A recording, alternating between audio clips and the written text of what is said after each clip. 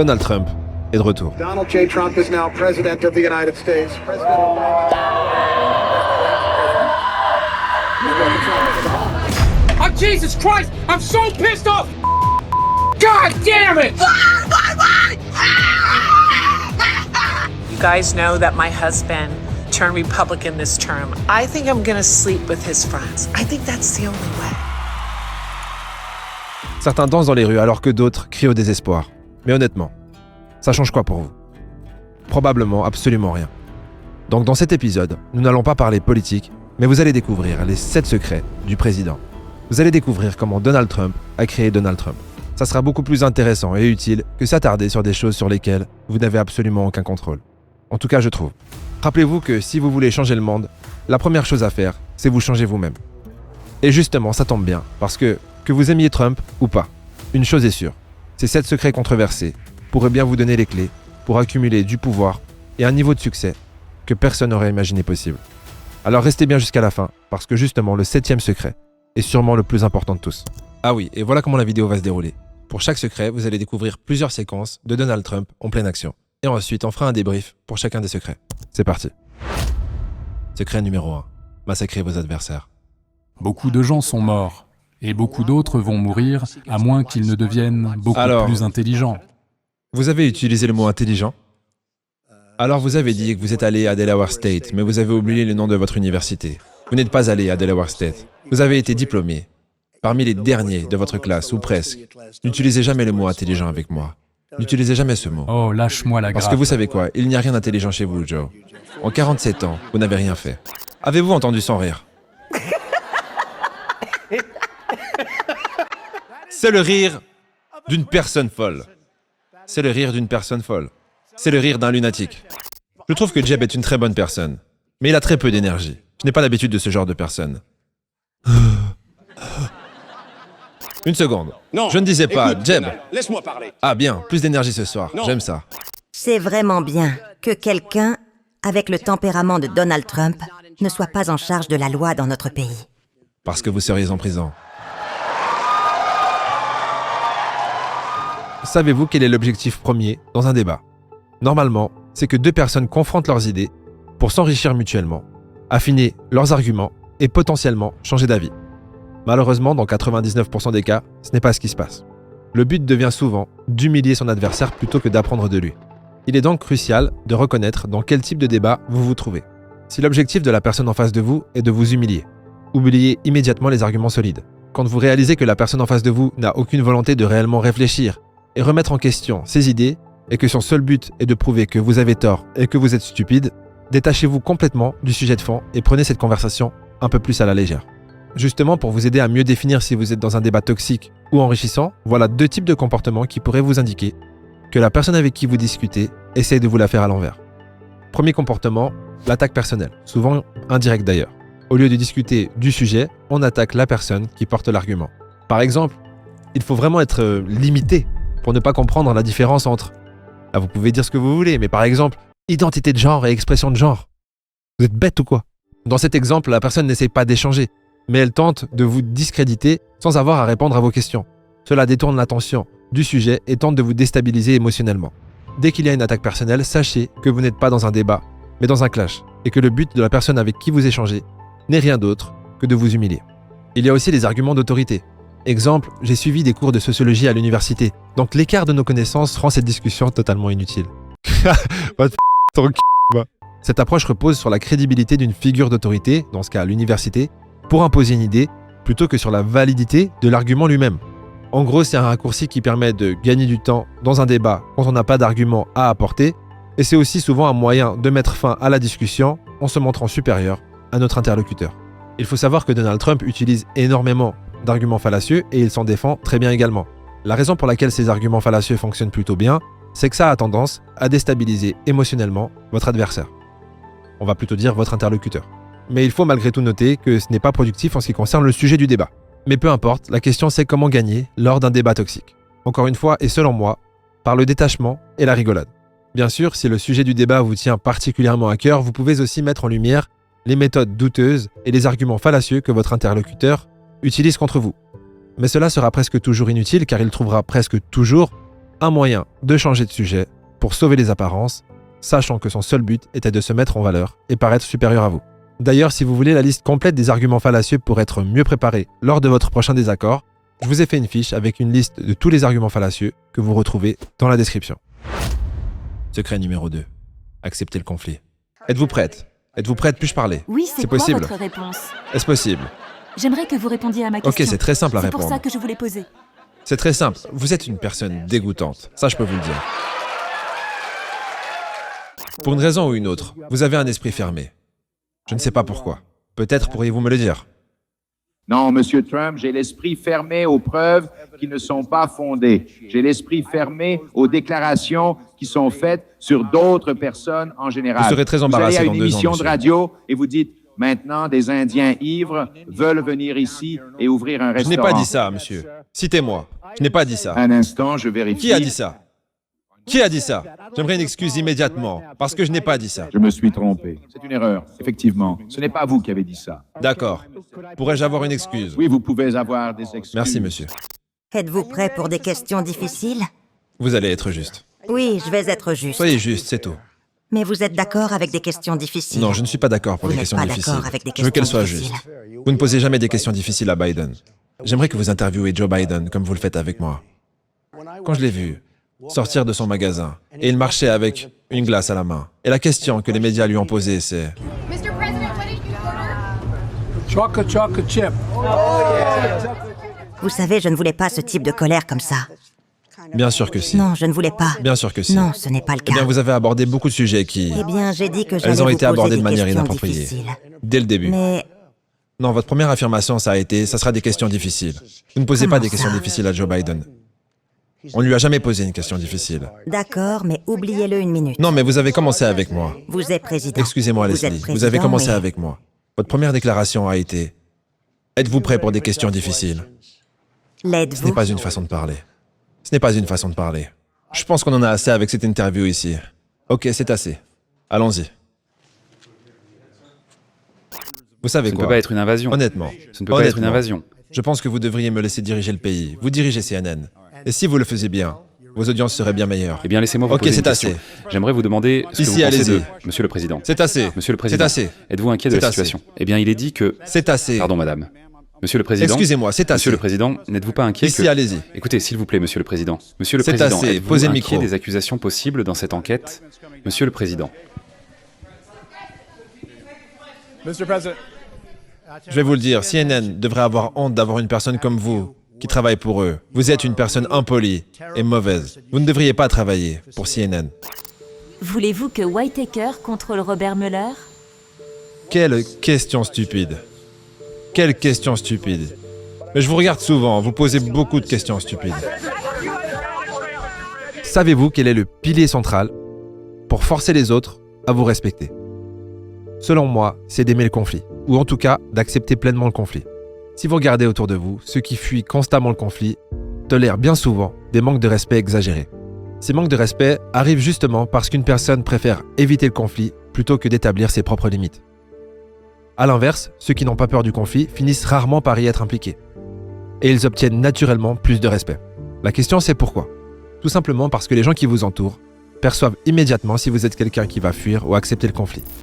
Et si vous êtes quelqu'un qui accepte le conflit, il y a une possibilité de représailles en cas de manque de respect. Les malhonnêtes, souvent ceux qui manquent de courage, voudront autant que possible éviter d'en arriver au conflit avec une personne qui a confiance en elle. Mais en même temps, c'est logique.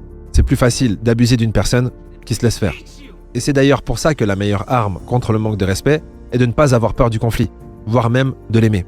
Le conflit, quand on y pense, est un outil magnifique et productif. Il permet de se mettre d'accord, de rétablir des limites et ultimement de mieux vivre ensemble. Dans tous les cas, n'oubliez pas que fuir le conflit, c'est se mettre en position de faiblesse. Ça encourage des manques de respect et plus de conflits à venir. Secret numéro 3. La vengeance. Dans votre livre, vous parlez de se venger, de l'importance de se venger. La vengeance est-elle douce? Je crois fermement en la vengeance. Si quelqu'un vous a blessé, si quelqu'un a fait de son mieux pour vous nuire, je pense que si vous en avez l'opportunité, vous devriez certainement lui rendre l'appareil. Et j'ai reçu plus de critiques sur cette phrase dans mon livre que sur n'importe quelle autre déclaration. Les membres du clergé, les prêtres, les rabbins, Tous ont dit quelque chose de terrible à dire. C'est contre nos enseignements. Mais c'est ce que je crois. Je crois en un œil pour un œil. Si vous tendez l'autre joue comme le clergé le suggère, quel impact cela aurait sur votre réputation dans les cercles d'affaires ici à New York? Eh bien, je ne sais pas ce que ça ferait à ma réputation, mais je ne crois pas instinctivement au fait de tendre l'autre joue. Si quelqu'un cherche à vous nuire, si quelqu'un essaie de vous détruire, je crois sincèrement que vous devriez le détruire avant qu'il ne vous détruise. La séquence que vous êtes sur le point de découvrir a eu lieu en 2011, et c'est apparemment cette humiliation publique qui a poussé Donald Trump à devenir président. Dites tout ce que vous voulez de M. Trump. Il apporterait certainement du changement à la Maison-Blanche. Regardons.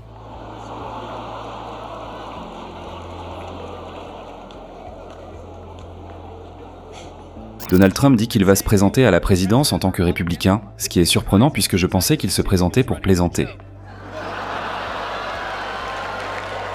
Donald Trump apparaît souvent sur Fox, ce qui est ironique parce qu'un renard apparaît souvent sur la tête de Donald Trump. Si vous êtes à une table avec Donald Trump et que vous n'arrivez pas à finir votre assiette, ne vous inquiétez pas, le renard s'en occupera. Gary Busey a dit récemment que Donald Trump ferait un excellent président. Bien sûr, il a dit la même chose à propos d'une vieille cage à oiseaux rouillés qu'il a trouvée.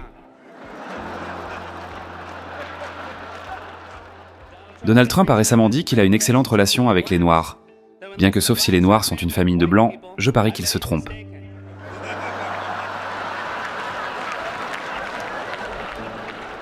Quelques années plus tard, Donald Trump a pu avoir sa revanche. Pas une fois, mais deux. La raison pour laquelle je suis ici, c'est à cause du président Barack Obama et Joe Biden. S'ils avaient fait du bon travail, je ne serais pas là. Et probablement que si le travail avait été bien fait, je ne me serais même pas présenté. J'étais très heureux. J'aimais beaucoup ma vie d'avant, vraiment. Mais ils ont tellement mal géré les choses que je suis là aujourd'hui, en tant que président. Merci à tous, merci. Savez-vous quelle est la meilleure des vengeances? À mon sens, c'est la revanche. Parce que la revanche ne consiste pas à détruire quelqu'un d'autre, mais à se construire soi-même. Lorsque vous essayez de détruire quelqu'un, c'est vous-même que vous détruisez. Souhaiter le pire à une personne, c'est en réalité le souhaiter en soi-même. Parce que la haine que vous ressentez ne quitte jamais votre corps, même lorsqu'elle est adressée à quelqu'un d'autre. Donc je pense que la meilleure des vengeances, c'est la revanche. Car elle permet d'atteindre deux objectifs. Le premier, c'est de ne pas ressembler à votre ennemi.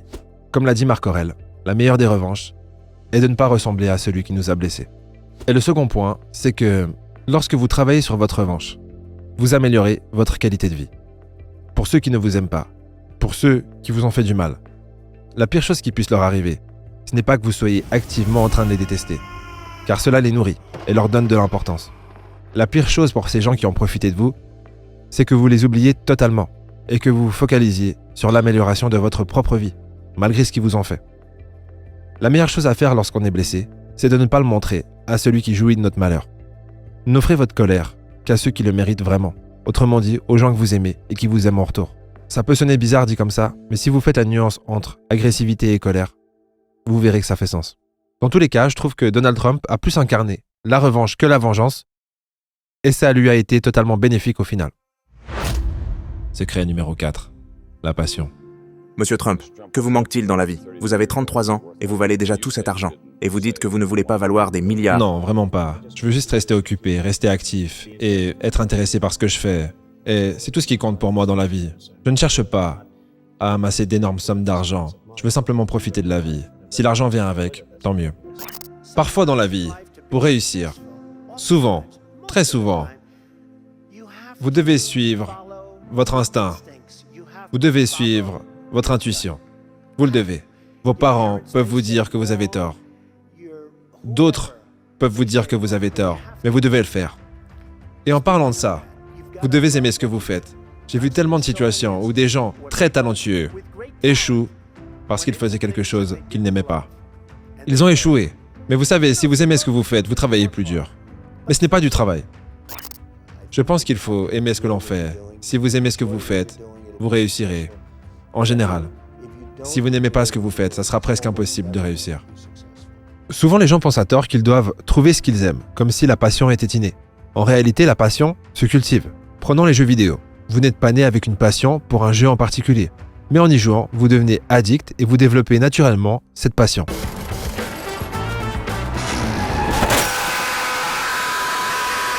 Comment c'est possible? Simplement grâce au renforcement positif et au feedback constant. Je me rappelle lorsque j'étais addict à Warzone, ça me demandait absolument aucun effort de jouer jusqu'à 4h du matin, aller dormir quelques heures et me réveiller encore complètement endormi pour allumer mon PC et continuer à jouer. Par contre, j'ai réalisé que j'avais beaucoup plus de peine à atteindre ce niveau d'engagement sur des projets qui comptaient pourtant beaucoup plus pour moi. Mais j'ai compris par la suite que vous pouvez en fait devenir passionné par absolument n'importe quelle tâche. Même nettoyer les toilettes. Mais il faudra transformer cette tâche en un défi personnel. Par exemple, en cherchant à améliorer la rapidité et le niveau de propreté. Bien sûr, ce n'est pas magique et ça prendra un peu de temps avant que la passion se fasse ressentir.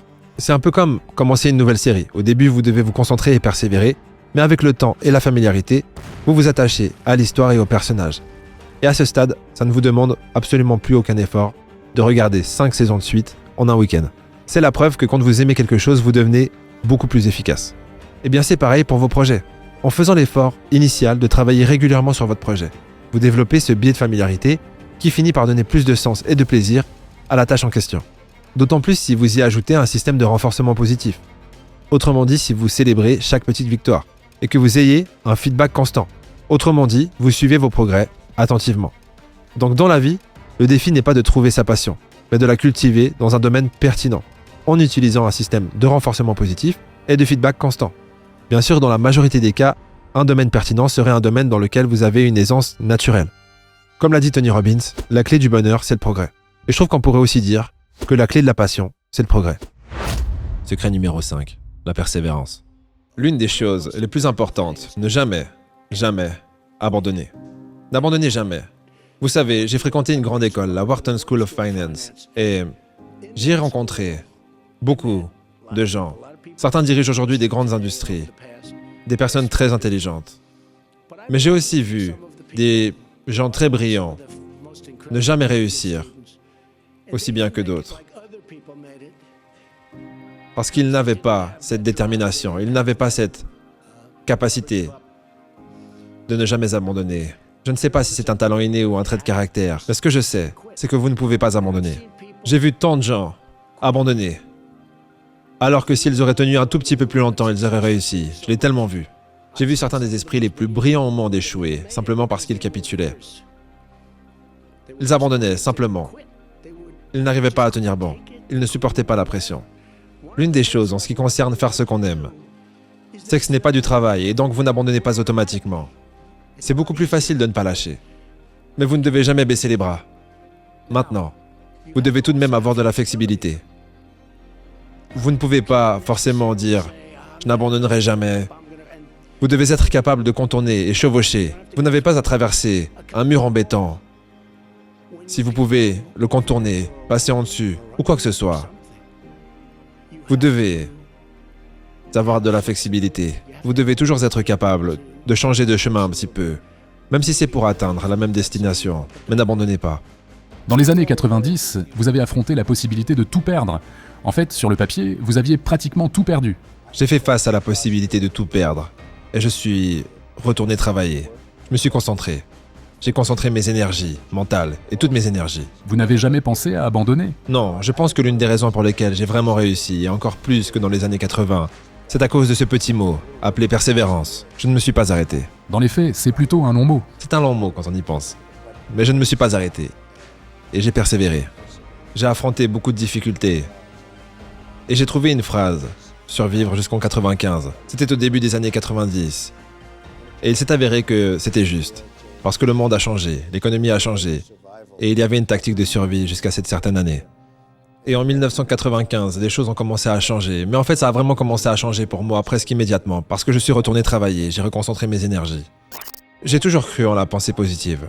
En même temps, je ne veux pas vous induire en erreur. Je crois aussi dans le fait d'aspirer. En ce qui concerne ce que vous faites, aspirer à se protéger des inconvénients. On ne peut pas juste être ce type formidable qui se promène en pensant que tout est positif. Parce que malheureusement, ce n'est pas ainsi que fonctionne le monde. Je préfère dire aux gens de penser aux défis, afin que lorsqu'ils se présentent, ils soient prêts. L'idée de la persévérance me rappelle une histoire mythologique, celle de Sisyphe.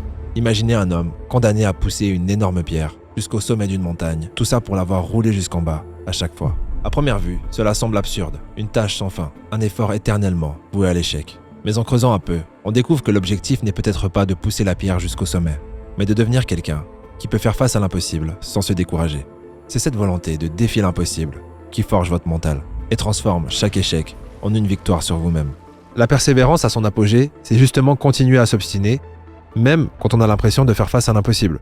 Ça peut sembler être une torture, jusqu'à ce que vous réalisiez que votre souffrance ne vient pas de l'effort en soi, mais de cette voix dans votre tête qui essaye de vous persuader que c'est mieux d'arrêter et d'abandonner. Secret numéro 6. Gérer la pression. Vous devez être capable de gérer la pression. Parce que, peu importe votre succès, j'ai beaucoup d'amis et d'ennemis. Beaucoup d'ennemis aussi, mais je m'en fiche, ils sont intelligents. J'ai beaucoup d'ennemis.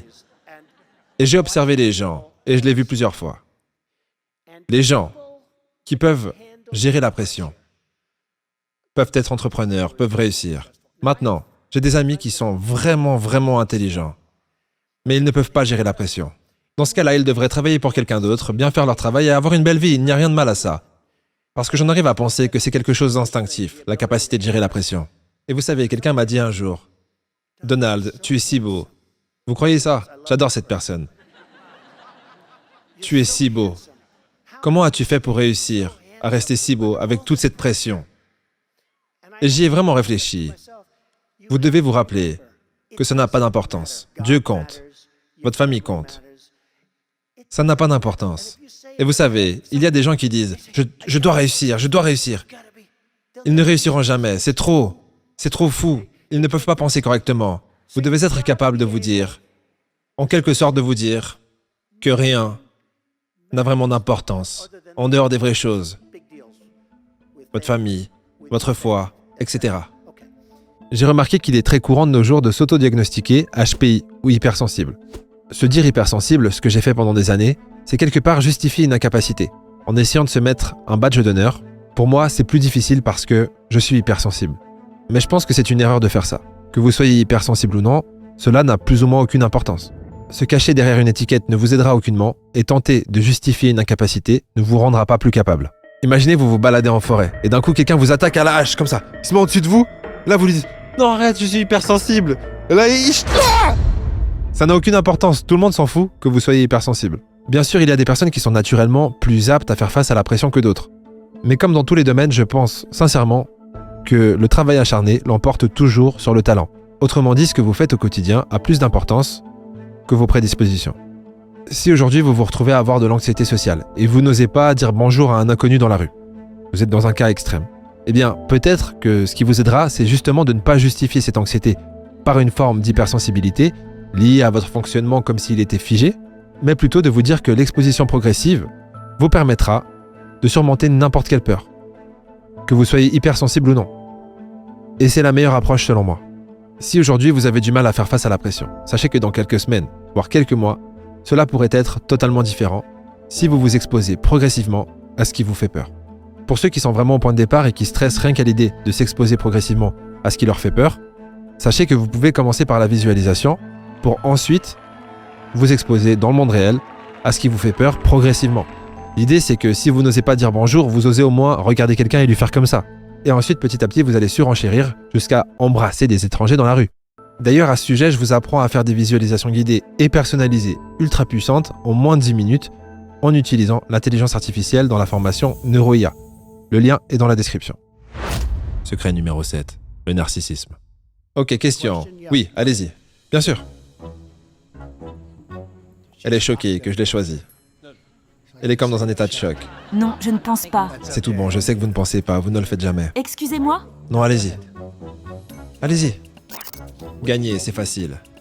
Perdre n'est jamais facile. Pour moi, ça ne l'est pas.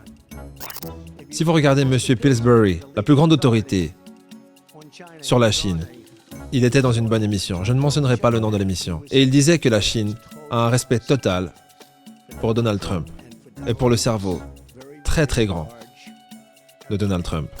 Je me donnerais, j'ai horreur de le faire, mais je vais le faire. Je me donnerais un A+. C'est suffisant? Est-ce que je peux aller plus haut que ça?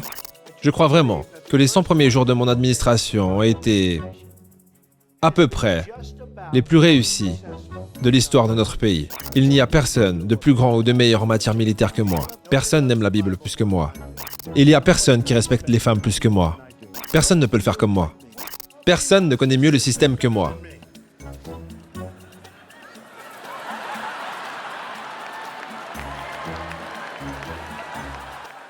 C'est pourquoi moi seul peux le réparer. J'ai une éducation Ivy League. Je suis un type intelligent. Je connais les mots. J'ai les meilleurs mots. Je veux dire, je suis une personne intelligente. Pourquoi le narcissisme est l'une des clés du succès? Eh bien, je vais vous l'expliquer, mais avant ça, il faut comprendre qu'il y a 3 catégories en ce qui concerne le narcissisme. En fait, je n'en sais rien, je viens d'inventer ces catégories, mais je trouve que ça fait sens. Tout d'abord, le narcissisme naturel. Lorsque vous vous baladez en forêt et que vous empêchez un moustique de se nourrir de votre sang, c'est une forme de narcissisme. Vous jugez que votre confort cutané est plus important que d'offrir un bon repas à ce moustique.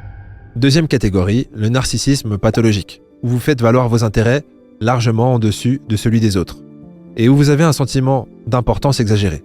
En gros, vous croyez un peu être le centre du monde. Et pour finir, en première place, nous avons le fameux pervers narcissique, qui voit les autres uniquement comme des outils pour satisfaire ses propres intérêts. Mentir, manipuler, simuler, tout ça est acceptable si ça lui permet d'arriver à ses fins. Bon, ceux-là, il faut les fuir comme la peste, mais ce n'est pas le sujet. Ce que je veux dire, c'est que nous sommes tous narcissiques à un degré ou à un autre. Si vous êtes un peu plus narcissique que la moyenne, les gens vous considéreront comme méchant. Et si vous êtes un peu plus empathique et moins narcissique que la moyenne, les gens vous verront comme gentil. Mais il s'avère que les méchants réussissent souvent mieux dans la vie pour une raison très simple. Ce que vous obtenez dans la vie n'est pas en adéquation avec ce que vous voulez, mais avec ce que vous pensez être. Le narcissique a donc un avantage énorme. Il possède une forte image de lui-même, une grande estime de soi, et il se considère comme important et méritant. C'est pour cela qu'il attire plus facilement à lui des situations favorables, parce qu'il pense sincèrement les mériter. Au contraire, les gentils sont très empathiques, mais ils souffrent souvent d'une faible estime de soi, ce qui limite énormément les opportunités qu'ils attirent à eux. En gros, une estime de soi élevée est souvent la cause d'un haut niveau de succès dans la vie d'une personne. C'est d'ailleurs exactement pour cette raison que toutes nos formations vous apprennent à reprogrammer votre subconscient et donc votre sens d'identité. Je pense vraiment que c'est l'approche la plus accessible pour transformer votre vie de façon rapide et drastique. Encore une fois, si ça vous intéresse, tous les liens sont dans la description. Et moi je vous dis, rendez-vous au prochain épisode.